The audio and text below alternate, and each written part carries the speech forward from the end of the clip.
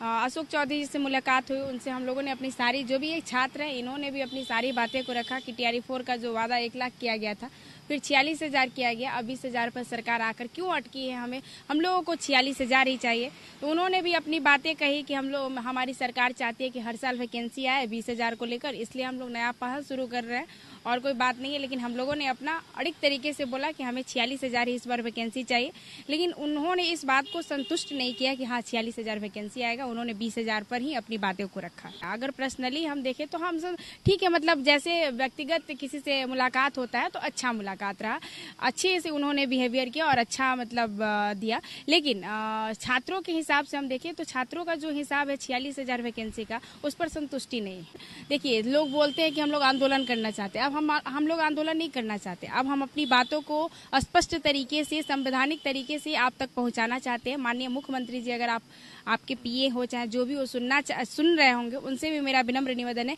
कि हम अपने मुख्यमंत्री जी से मिलना चाहते हैं, छात्रों की बातों को रखना चाहते हैं और TRE 4 इस बार चाहिए 46,000 वैकेंसी के साथ। 2-3 मंत्रियों के जैसे कि नीतीश जी से भी मिलना था मुझे, तो उनसे भी मिलना था, लेकिन उनके पास कल सुबह मुझे टाइम मिला है मिलने का।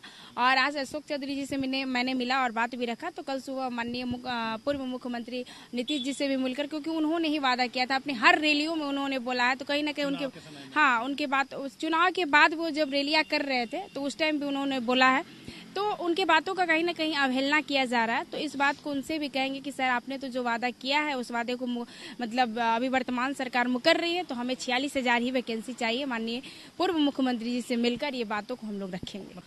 एक महिला हूँ, उसके बाद भी मुझे डिटेन होती हूँ, फिर से गिरफ्तार भी होती है। ऐसा नहीं है कि पहली, लेकिन अन्य लोग कुछ बात का बतंगड़ कुछ ज्यादा बनाते हैं, तो उन सब चीजों से मुझे कोई फर्क नहीं पड़ता।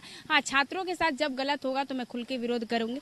जेल जाना, गिरफ्तारियां होना, डिटेन होना, ये बिल्कुल भी गलत है। सरकार को इस सब चीजों से कहीं ना कहीं परहेज करनी चाहिए। शांतिपूर्ण, जब छात्र आपसे बात करना चाहते हैं तो आप शांतिपूर्ण आकर आप छात्रों के साथ संवाद करिए।